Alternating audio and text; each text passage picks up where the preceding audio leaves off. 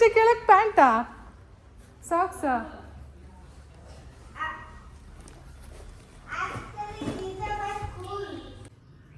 ನಮ್ಮಕ್ಕ ನಾವು ಬರ್ತೀವಿ ಅಂದ್ಬಿಟ್ಟು ಪಲಾವ್ ಮಾಡಿಟ್ಟಿದ್ದಾಳೆ. So having it guys. ಅಂತೂ ಇಂತೂ ಬ್ಯಾಂಗ್ಳೂರ್ ರೀಚ್ ಆಗಿ ಆಯಿತು. ಸೊ ಗೈಸ್ ಟಯರ್ಡ್ ಆಗಿದೆ. So will sleep off. Hey guys, hi hello ಎಲ್ರಿಗೂ, welcome back to my channel Shwetha D Gowda vlogs. ಎಲ್ಲರೂ ಹೇಗಿದ್ದೀರಾ? ಹೋಪ್ ಸೊ ಎಲ್ಲರೂ ಆರಾಮಾಗಿದ್ದೀರಾ ಅಂತ ಅಂದ್ಕೊಂಡಿದ್ದೀನಿ. ನಾನು ಕೂಡ ಸೂಪರ್ ಆಗಿ ಇದ್ದೀನಿ ಗೈಸ್. ಇವತ್ತು ನಮ್ಮ ಅಪ್ಪ ಅಮ್ಮ ಸಹ ಬಂದಿದ್ದಾರೆ ಇಲ್ಲಿ. ಬನ್ನಿ ತೋರಿಸ್ತೀನಿ. ಚಿಂಟು ಬ್ಯಾಗ್ ಇಸ್ಕೊಮ್ಮ. ಇಸ್ಕೋಬೇಕು, ಇಲ್ಲ ಕ್ಯಾಪ್ಚರ್ ಮಾಡು, ನಾನು ಇಸ್ಕೋತೀನಿ. ಬನ್ನಿ ಬನ್ನಿ, ವೆಲ್ಕಮ್. ನೋಡಿ ಇವ್ರು ಭಾಗ್ಯಲಕ್ಷ್ಮಿ. ಭಾಗ್ಯಲಕ್ಷ್ಮಿ ಹೆಂಗಿದ್ಯಾ ಭಾಗ್ಯಲಕ್ಷ್ಮಿ?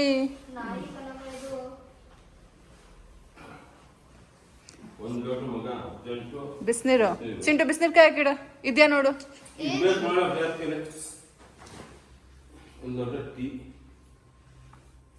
ಎಷ್ಟ್ ಗಂಟೆಗೆ ಬಿಟ್ರಿ? ನಮ್ ಜೊತೆನೆ ಬರ್ಬೋದಿತ್ತು ಬೇಗ ಬಿಟ್ಟಿದ್ದಿದ್ರೆ.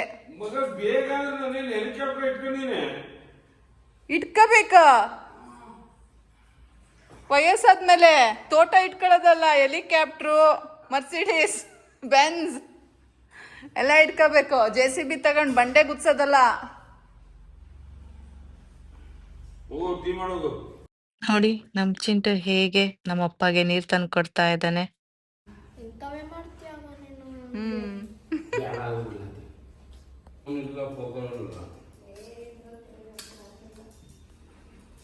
ಹೆಂಗೈತಮ್ಮ ತಿಂಡಿ? Dialogue start.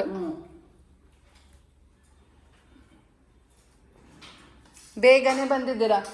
10 ನೀವು ಬಂದಾಗ. ಇಷ್ಟೊತ್ತಿಗೆ ಬಂದು ಸೇರ್ಕೊಳ್ಳೋದೇ ಇಲ್ಲೆಲ್ಲ ಬೆಸ್ಟ್. ನಾವಂತೂ ಇನ್ನ ಬೇಗ ಬಂದ್ವು.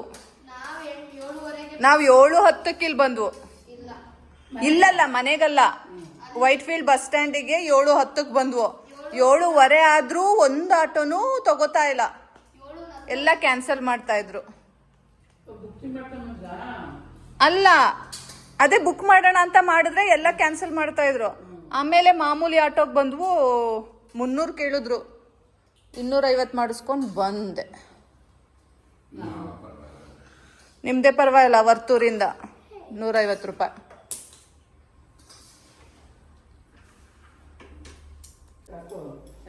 ಗೈಸ್, ನಮ್ಮ ಅಮ್ಮ ಮೊಮ್ಮಗನ ಹತ್ರದಿಂದ ನೋಡ್ಕೋತಾವ್ರೆ. ಅದ್ ಪಾರಿನ ಪ್ಯಾಂಟು, ಪಾರಿಂದು. 99 ರೂಪಾಯಿ 3 ಪ್ಯಾಂಟ್ ಬರ್ತವೆ. ಎಲ್ಲಿ? ಆನ್ಲೈನಲ್ಲಿ. ಅವೆಲ್ಲ ಬ್ರಾಂಡ್ ಚೆನ್ನಾಗಿರಲ್ಲ. ಬ್ರಾಂಡೆಡ್ ಕಲ್ಲ. ಬ್ರಾಂಡೆಡ್ ಆದ್ರೂ ಚೆನ್ನಾಗಿರಲ್ಲ. ಕ್ವಾಲಿಟಿ. ಮನೆಗೆ ಹಾಕಕ್ಕೆ. ತೋಟಕ್ಕೆ ಹೋಗಕ್ಕೆ. ನೀವು ಹಾಕಕ್ಕೆ. ಹಾಕೊಳ್ಳಿ, ಟಿ-ಶರ್ಟ್ ಹಾಕೋಬಿಡಿ. ಟಿ-ಶರ್ಟ್ ನಂಗಲ್ಲ. ಹೆಂಗವನಮ್ಮ? ಸೂಪರ್. ಮಾರ್ಕೆಟ್ ಮೀನು ಇದ್ದಂಗ ಒಣಮೀನು. ಸ್ಕೂಲ್ ಬಿಟ್ಟು ಬರೋದೇನಪ್ಪ, ನಾಳೆ ಬೆಳಗ್ಗೆ ಬಂದ್ರು ಇಷ್ಟೇ. ಅಯ್ಯೋ ಸುಸ್ತಾಗಿರುತ್ತೆ. ನಾಳೆ ಏನ್ ಬರ್ತಡೆ ಮಾಡೋಣ? ಸಂಜೆ ಗಂಟ ರೆಸ್ಟ್ ತಗೊಳ್ಳೋದು. ನಾನು ಹೆಂಡ್ತು ಹಂಗೆ ಇದು ಮಾಡ್ದವ್ರು ಬರ್ತಿದ್ದಿಲ್ಲ ನನ್ಗೆ. ಆಮೇಲೆ ನಾನು ಚೇಂಜ್ ಆಗಿದ್ದು. ಆಮೇಲೆ ಅನಿಸ್ತು ಇವತ್ತು ಹೋಗ್ಬಾರ್ದಿತ್ತು, ನಾಳೆ ಬರ್ಬೇಕಾಯ್ತು ಅಂತ.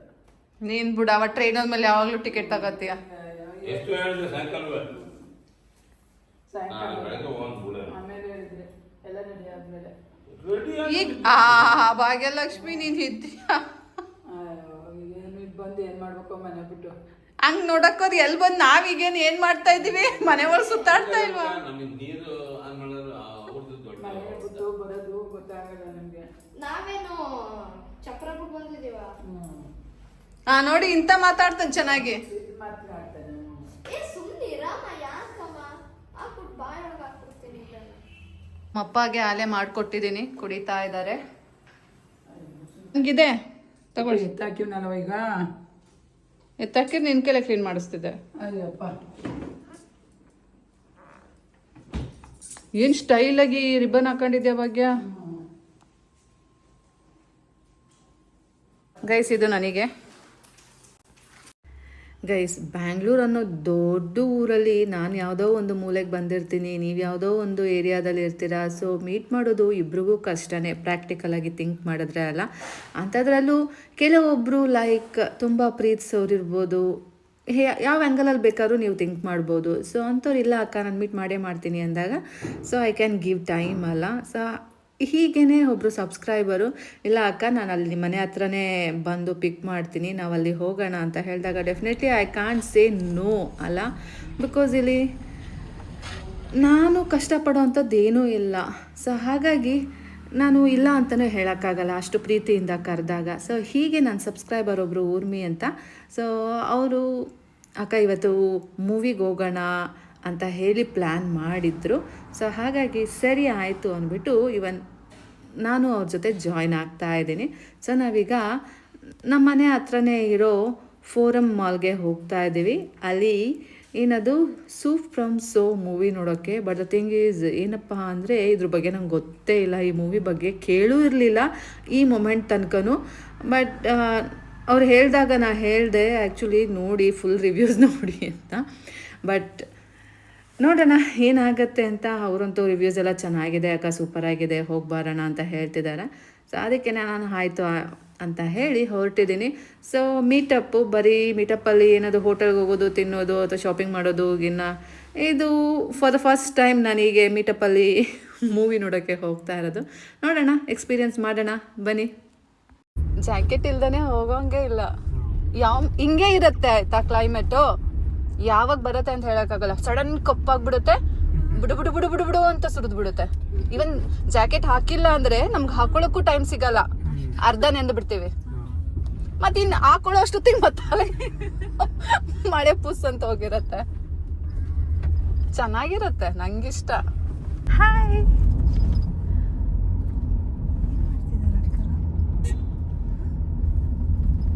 ಅಕ್ಕನ ಆಂಟಿನ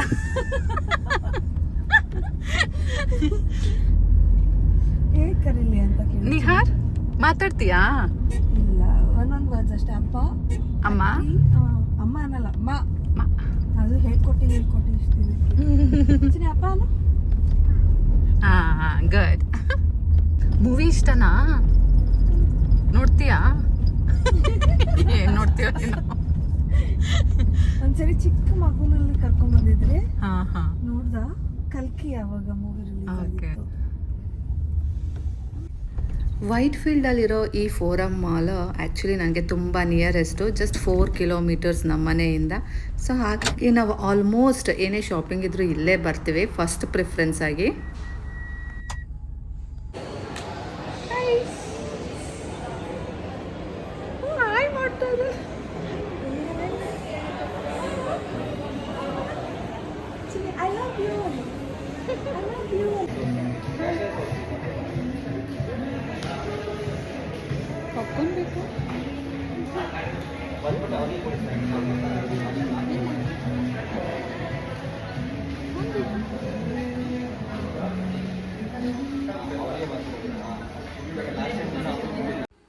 ಗೈಸ್ ಈ ಬೇಬಿ ಎಷ್ಟು ಕ್ಯೂಟ್ ಇದೆ ಅಲ್ಲ.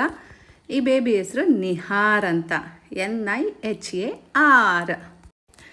ಕ್ಯೂಟಾಗಿರೋದು ಅಷ್ಟೇ ಅಲ್ಲ, ಈ ಬೇಬಿ ಎಷ್ಟು ಚೆಂದ ಅಡ್ಜಸ್ಟ್ ಆಗುತ್ತೆ ಗೊತ್ತಾ, ಗೊತ್ತಿಲ್ದಿರೋರ ಜೊತೆ. ಅದು ದೊಡ್ಡ ವಿಷಯ ಅಂದರೆ ನನಗಂತೂ ತುಂಬ ಇಷ್ಟ ಆಯಿತು. ಬಟ್ ಫ್ಯೂ ಬೇಬೀಸ್ ಹೇಗೆ ಅಂದರೆ ಗೊತ್ತಿಲ್ದಿರೋರ ಜೊತೆ ಹೋಗೋದಿಲ್ಲ. ಬಟ್ ಈ ಬೇಬಿ ಹಾಗಲ್ಲ, ಏನು ಸೈಲೆಂಟಾಗಿ ಕೂತಿದೆ ನೋಡಿ, ಸೋ ಸ್ವೀಟ್ ಅಲ್ಲ. I just love him. Actually ಏನಾಯಿತು ಅಂದರೆ ನಾವು ಮೂವಿ ಟಿಕೆಟ್ಸ್ ಬುಕ್ ಮಾಡಿದ್ವಲ್ಲ, ಅದು ಏನೋ ಅಲ್ಲಿ ಟೆಕ್ನಿಕಲ್ ಇಶ್ಯೂಸಿಂದ ಇಲ್ಲಿ ಮೂವಿನ ಶೋ ಮಾಡೋಕ್ಕಾಗಲ್ಲ. ಸೊ ಹಾಗಾಗಿ ಕ್ಯಾನ್ಸಲೇಷನ್ ಮಾಡಿದರು. ಅದು ಮೂವಿ ಒಂದು 5 ಮಿನಿಟ್ಸ್ ಹಿಂದೆ ಇದ್ದಂಗೆ ನಮಗೆ ಹೇಳಿದ್ದಾರೆ. ಸೊ ಹಾಗಾಗಿ ಏನು ಮಾಡೋದು ಆ ಟೈಮ್ ಏನು ಮಾಡೋದು ಅಂದ್ಕೊಂಡು ಯೋಚನೆ ಮಾಡ್ತಿರುವಾಗ ನನಗೆ ಹೇಗಿದ್ರು ಏರ್ಪಾಡ್ಸ್ ಬೇಕಿತ್ತು. ಸೊ ಹಾಗಾಗಿ ಇಲ್ಲೇ ಆ್ಯಪಲ್ ಸ್ಟೋರ್ ಇರೋದ್ರಿಂದ ಹೋಗಿ ನೋಡ್ಕೊಂಡು ಬರೋಣ ಅಂದ್ಬಿಟ್ಟು ಬಂದ್ವು. ಆ್ಯಂಡ್ ಮೂವಿ ಟಿಕೆಟ್ಸು, ಮೂವಿ ಏನಾಯ್ತಪ್ಪ ಅಂದರೆ ಅಫ್ಕೋರ್ಸ್ ಮೂವಿಗೆ ಹೋಗ್ತೀವಿ, ಬಟ್ ಇಲ್ಲಿ ಫೋರಮ್ ಮಾಲಲ್ಲ, ಅಲ್ಲಿ ಕಾಡುಗೋಡಿನಲ್ಲಿ ಒಂದು ಇದೆಯಂತೆ. ಸೊ ಅಲ್ಲಿ ಹೋಗೋಣ, ಅಲ್ಲಿ ಟಿಕೆಟ್ಸ್ ಸಿಗತ್ತೆ. ಈ ಶೋಗಲ್ಲ, ಅದು ಆ್ಯಕ್ಚುಲಿ ನಾವು ಬಂದಿರೋದು 2:30 ಶೋಗೆ, ಬಟ್ ಇಲ್ಲಿ ಮಿಸ್ ಆಯಿತು. ಆ್ಯಂಡ್ 4:30 ಶೋ ಇವರು ಸ್ವ್ಯಾಪ್ ಮಾಡಿ ಕೊಡ್ತೀನಿ ಅಂದರು, ಬಟ್ ಟಿಕೆಟ್ಸ್ ಬಂದು ಏನದು ಸೀಟಿಂಗ್ ಬಂದು ಫ್ರಂಟ್ ರೋನಲ್ಲಿತ್ತು. ಸೊ ಅದು ಬೇಡ ಅಂತ ನಾವಿಲ್ಲಿ ಕ್ಯಾನ್ಸಲೇಷನ್ ಮಾಡಿಕೊಂಡು ಕಾಡುಗುಡಿಗೆ ಹೋಗೋಣ ಅಂತ ಅಂದ್ಕೊಂಡ್ವು, ಬಿಕಾಸ್ ಅಲ್ಲಿ ಬ್ಯಾಕ್. ಹಾಗಾಗಿ ಸೊ ಈ ಟೈಮು ಆ್ಯಕ್ಚುಲಿ ಹೇಗೂ ಬಂದುಬಿಟ್ಟಿದ್ದೀನಲ್ಲ, ಸೊ ಮತ್ತೆ ಇನ್ನು ಯಾವಾಗ ಬರ್ತೀನೋ ಗೊತ್ತಿಲ್ಲ ನನಗೆ, ಟೈಮ್ ನಂಗೆ ಅಡ್ಜಸ್ಟ್ ಆಗಬೇಕಲ್ಲ. ಹಾಗಾಗಿ ಸೊ ಹೇಗೂ ನಾನು ಏರ್ಪಾಡ್ಸ್ ತೊಗೊಂಡ್ಬಿಡೋಣ ಅಂದ್ಬಿಟ್ಟು ಈಗ ಆ್ಯಪಲ್ ಸ್ಟೋರ್ಗೆ ಹೋಗ್ತಾ ಇದ್ದೀವಿ. ಸೊ ಬನ್ನಿ ನೋಡೋಣ, ನಾವು ಏರ್ಪಾಡ್ಸ್ ತೊಗೊಳ್ಳೋಣ ಅಲ್ಲ, ಹೇಗಿದೆ ಅದರದ್ದು ಏನೇನಿದೆ ಫೀಚರ್ಸು ಅಂತೆಲ್ಲ ಕೇಳ್ಕೊಳ್ಳೋಣ. ನಾನು ಆ್ಯಕ್ಚುಲಿ ನಂದು ಪ್ರೀವಿಯಸ್ ಏರ್ಪಾಡ್ ಏನಿತ್ತಲ್ಲ ಅದು ತೊಗೋಬೇಕಾದ್ರೂ ಪ್ರೋ ಇತ್ತು, ಬಟ್ ನಾನು ಅವಾಗ ಅದಕ್ಕಿಂತ ಇನ್ನೂ 5-6 thousand ಜಾಸ್ತಿ ಆಗುತ್ತೆ, ಬೇಡ ಎಕ್ಸ್ಪೆನ್ಸಿವ್ ಅಂದ್ಬಿಟ್ಟು ತೊಗೊಂಡಿರಲಿಲ್ಲ. AirPods which model you are looking for? Pro. Yeah, we have Pro second generation. Pro second generation, right? This show me both. This one. This is the AirPods 4th generation with active noise cancellation only. This is AirPods Pro 2nd generation with active noise cancellation. This also. In this you'll get these tips. But in this model you will not get the tips. So in this you'll get different types, different sizes inside the box. And from the box you can there will be 4 different sizes. According to the size that fits to your ears, you can use it. So basically, you are looking for any specific uses. No, it should be friendly kind of. Okay. So last time I had it is paining little bit. Which model you will using? AirPods, normal. Yeah. ನಂದು ಹಳೆ AirPods ಇತ್ತಲ್ಲ, so ಅದನ್ನೇನಾದರೂ exchange ಮಾಡ್ಕೊತಾರಾ some ವ್ಯಾಲ್ಯೂಗೆ ಅಂದ್ಕೊಂಡು enquiry ಮಾಡ್ತಿದ್ದೆ. For exchange, but you will get very less resale value. That's okay. ನಂದೇನು old AirPods ಇದೆಯಲ್ಲ ಅದನ್ನು ನಾನು actually 2021 ತೊಗೊಂಡಿದ್ದು.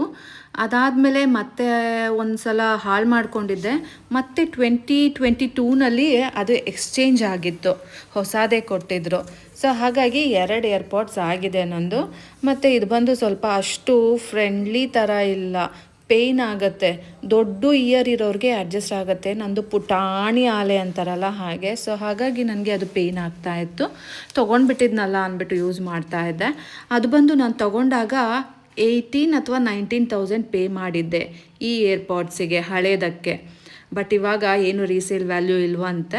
ಸೊ ಹಾಗಾಗಿ ಇಟ್ಸ್ ಓಕೆ ಅಂದ್ಕೊಂಡು ಸುಮ್ಮನಾದೆ. ನಾನು ಇವಾಗ ಏನು ತೊಗೋತಾ ಇದ್ದೀನಲ್ಲ ಏರ್ಪಾಡ್ಸ್ ಪ್ರೋ 2nd generation, ಇದು ಬಂದು 25,000 rupees. ಒಂದು ನಯಾ ಪೈಸಾ ಡಿಸ್ಕೌಂಟ್ ಇಲ್ಲ ಗೈಸ್. ಕೇಳಿಸ್ತಾ ಇದೆಯಾ? ನಾನು ಮಾತಾಡೋದು ಕೇಳಿಸ್ತಾ ಇದೆಯಾ? ಇದರಲ್ಲೆಲ್ಲ ಆರಾಮಾಗಿ ಕೇಳುತ್ತೆ, ಏನೂ ಗೊತ್ತಾಗಲ್ಲ.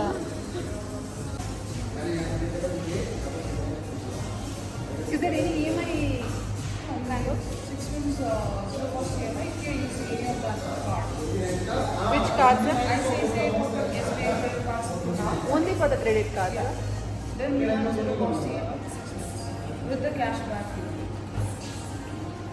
If we don't have those cards, like they'll do, no, HDFC and those some kind of. It's well got interest will be charged. Around 16 to 20% interest will come. ನನಗೆ ಔಟ್ಸೈಡ್ ಬಂದಾಗ ಮಾತಾಡೋಕ್ಕೆ ಯಾರು ತುಂಬ ಕೆಲವು ಮಾತಾಡ್ತಾರೆ, ಬಟ್ ಔಟ್ಲೆಟ್ ಅವ್ರು ಏನಂತಾರೆ, ಅವರೆಲ್ಲ ಒಂದು ಅಷ್ಟು ಸರಿ ಹೋಗಿರ್ತಾರೆ, ಅದಕ್ಕೆ ಪರ್ಮಿಷನ್ ತೊಗೊಂಡು ಪರ್ಮಿಷನ್ ತೊಗೊಂಡೇ ಯಾರು ತೊಗೊಳ್ತಾರೆ. ಗೈಸ್ ಈಗ ನೋಡಿ, ಬೇಡ ಆಮೇಲೆ ಯಾರು ಏನು ಅಂದ್ಕೊಂಡ್ಬಿಡ್ತಾರೆ. ಆಮೇಲೆ ತಗೊಳ್ಳೋಣ. ಏನದು ಹೊರಗಡೆ ವಾಯ್ಸ್ ಓವರ್ ಕೊಡೋಣ.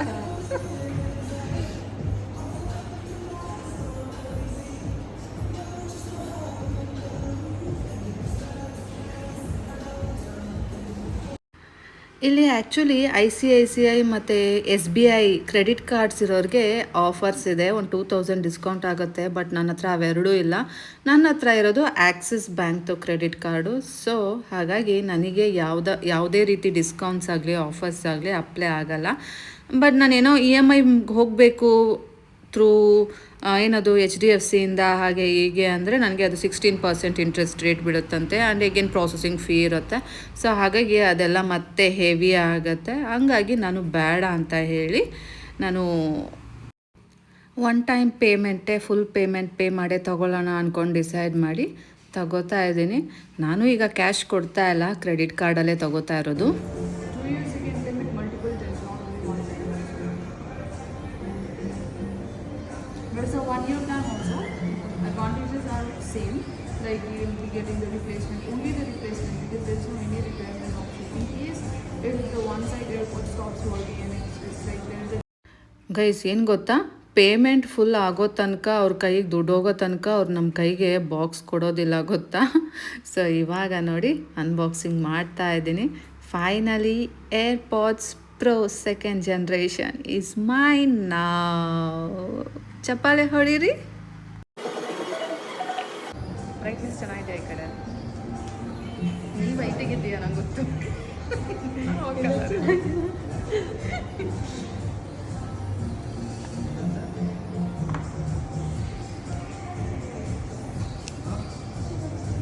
ಬ್ಯಾಂಡೇಜ್ ಆಗ್ತಿದೆ. ಹಾಂ, ಹುಷಾರಿಲ್ಲ ಅದಕ್ಕೆ.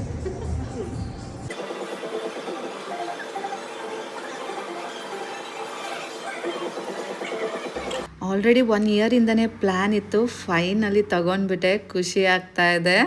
ಸೊ ಇಲ್ಲೆಲ್ಲ ತಗೊಂಡಾದ್ಮೇಲೆ ನಾವು ಟೈಮ್ ವೇಸ್ಟ್ ಮಾಡಲಿಲ್ಲ. ಅಲ್ಲಿಂದ ಡೈರೆಕ್ಟಾಗಿ ಕಾಡುಗೋಡಿನಲ್ಲಿರೋ ಐನಾಕ್ಸಿಗೆ ಹೋಗ್ತಾ ಇದ್ದೀವಿ. ಅಲ್ಲಿ ನೋಡಿದ್ರೆ ಲಿಫ್ಟ್ ಕೆಟ್ಟೋಗಿತ್ತು. ಸೊ ಇವತ್ತೆಲ್ಲ ಡೇ ಹಿಂಗೆ ಆಗೋಯ್ತು. ಸೊ ಫೈನಲಿ ಅದು 4th ಫ್ಲೋರಲ್ಲಿ ಏನೋ ಇದೆ ಗೈಸ್. ನಾವು ಮೆಟ್ಲು ಹತ್ಕೊಂಡು ಹೋಗೋ ಅಷ್ಟೊತ್ತಿಗೆ ಎಲ್ಲರಿಗೂ ಸುಸ್ತು. ಸೊ ಫೈನಲಿ ರೀಚ್ ಆಗಿದ್ದೀವಿ.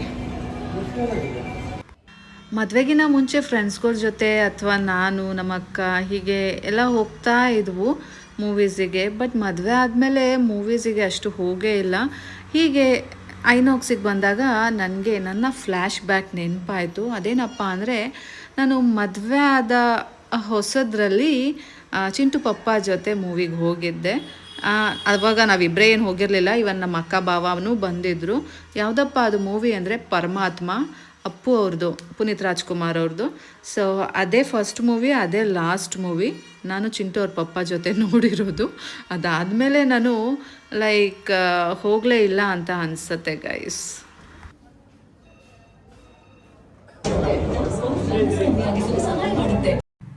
Guys after a long time ಗೊತ್ತಾ, ನಾನು ಕನ್ನಡ ಮೂವಿನ ಥಿಯೇಟರ್ಗೆ ಹೋಗಿ ನೋಡ್ತಾ ಇರೋದು. ಆ್ಯಂಡ್ ಚೆನ್ನಾಗಿರಲಿ ಅಂತಲೇ ಬೇಡ್ಕೊಂಡು ಹೋಗ್ತಾ ಇದ್ದೀನಿ.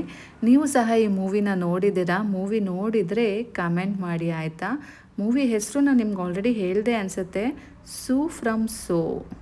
ಕೇಳಿದ್ದೀರಾ? ನಾನಂತೂ ಇದೇ ಫಸ್ಟ್ ಕೇಳಿಸ್ಕೊಂಡಿದ್ದು. ನೀವೇನಾದರೂ ಕೇಳಿದ್ರೆ ಕಮೆಂಟ್ ಮಾಡಿ. ಈ ಮೂವಿನಲ್ಲಿ ಮಾಡಿರೋರು ಯಾರೂ ನನಗೆ ಗೊತ್ತಿಲ್ಲ. They are not familiar.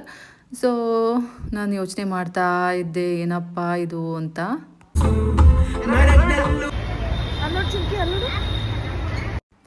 Actually ಡಿನ್ನರ್ಗೆ ಹೋಗೋಣ ಅಂದರು. ಆಲ್ರೆಡಿ ಲೇಟ್ ಆಗಿಬಿಟ್ಟಿತ್ತು, 7:30 ಅಲ್ಲ. ಸೊ ನಮ್ಮನೆ ಬೈತಾರೆ. ಹಾಗಾಗಿ ನಾನು ಬೇಗ ಬಂದುಬಿಟ್ಟೆ. ಮನೆಗೆ ಬಂದಾಗ ನೋಡಿ ದಕ್ಷ ಅವನು ಡೈನಾಸರಸ್ ಪ್ರಪಂಚನೆಲ್ಲ ಎತ್ತಿ ಜೋಡಿಸ್ಕೊಂಡಿದ್ದ. ಸೊ ಅದನ್ನೊಂದು ಕ್ಯಾಪ್ಚರ್ ಮಾಡೋಣ ಅಂತ ಮಾಡಿಕೊಂಡೆ.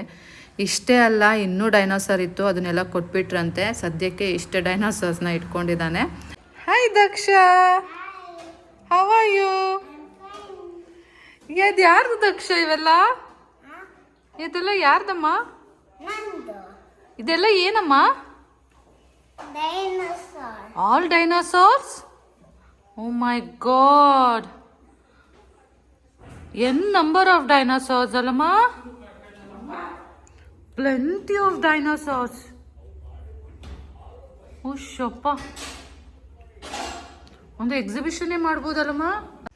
ನಮ್ಮ ದಕ್ಷಗೆ ಅವ್ನು ಚಿಕ್ಕ ಪಾಪುಯಿಂದನೂ ಡೈನಾಸಾರ್ಸ್ ಅಂದರೆ ತುಂಬ ಇಷ್ಟ. ಅವನಿಗೆ ಬರೀ ನಾವೆಲ್ಲ ಡೈನಾಸಾರ್ ಅಂತೀವಿ ಅಲ್ಲ, ಅವನಿಗೆ ಅದು ಪ್ರತಿಯೊಂದು ವಾಟ್ ಯು ಕಾಲ್ ಆ ಪ್ರಾಣಿಗಳ ನೇಮ್ ಗೊತ್ತಿರುತ್ತೆ, ಅದು ಬೇರೆ ಬೇರೆ ಹೆಸರಿದೆ ಅದಕ್ಕೆ. ಡೈನೋಸರ್ ಅಂತ ನಮಗೆ ಗೊತ್ತಷ್ಟೇ, in a whole and sole. But ಅಲ್ಲಿ ಒಂದೊಂದೇ ಡೈನೋಸರ್ಗೂ ಒಂದೊಂದು ಹೆಸರು ಇದೆ. ಆ ಎಲ್ಲ ಹೆಸರುಗಳು ನಮ್ಮ ದಕ್ಷಂಗೆ ತುಂಬ ಚೆನ್ನಾಗಿ ಗೊತ್ತಾ. ಅದು he is very brilliant, very intelligent. ನೋಡಿ ನಮ್ಮ ಚಿಂಟು ದಕ್ಷ ಹೇಗೆ ಕೂತಿದ್ದಾರೆ, ಒಳ್ಳೆ ನೋಡೋಕ್ಕೆ ಚಂದ ಅನಿಸುತ್ತೆ ಅಲ್ಲ. ಸೊ ಗೈಸ್, ಇವತ್ತಿನ ವ್ಲಾಗ್ ಇಷ್ಟೇ ಗೈಸ್. ನಾನು ನಿಮಗೆ ಮತ್ತೆ ಸಿಗ್ತೀನಿ ಮುಂದಿನ ವ್ಲಾಗಲ್ಲಿ. ಅಲ್ಲಿ ತನಕ take care, bye bye, love you all guys. Stay tune, ಎಲ್ಲೂ ಹೋಗಬೇಡಿ. ಇನ್ನೂ ತುಂಬ ಇದೆ ನಾನು ಬ್ಯಾಂಗ್ಳೂರಲ್ಲಿ ಓಡಾಡೋಕ್ಕೆ ಮತ್ತು ಶಾಪಿಂಗ್ ಮಾಡೋಕ್ಕೆ ಎಲ್ಲದನ್ನು ನನ್ನ ಕೈಲಾದಷ್ಟು ಕ್ಯಾಪ್ಚರ್ ಮಾಡೋಕ್ಕೆ ಟ್ರೈ ಮಾಡಿ ನಾನು ನಿಮಗೆ ತೋರಿಸ್ತೀನಿ, ಆಯಿತಾ?